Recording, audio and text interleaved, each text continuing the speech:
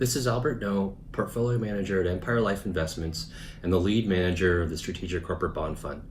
I'm here today to provide an update on what we've been seeing in corporate fixed income markets for the first quarter of 2019.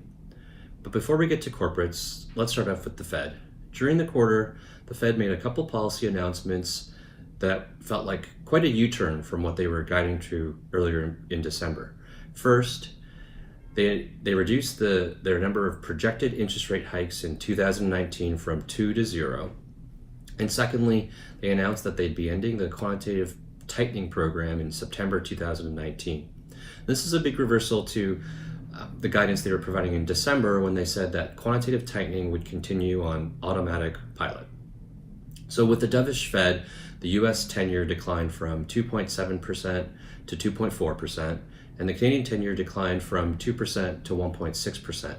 And with declining interest rates, this really provided a tailwind for corporate fixed income markets as investors sought higher yields.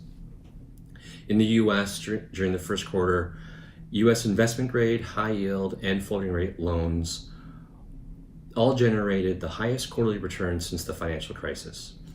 Investment grade returned 5% and high yield returned 7.5%. And as you would expect in a declining rate environment, floating rate loans lagged, but still generated a very strong 4% return. In Canada, investment grade corporates generated a 4% return, again, highest quarterly return since the financial crisis, while preferred shares lagged with a 1% return given the declining interest rate environment. So with these, record quarterly returns, history suggests it'll be difficult to replicate these kinds of returns the rest of the year. And so we believe it's best to be prudent when allocating capital.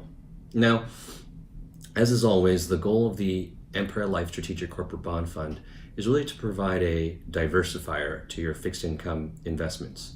And so we will continue to look for investments that provide the best risk versus reward in the various corporate fixed income markets that I highlighted earlier. And this includes investment grade, high yield, floating rate loans, and preferred shares.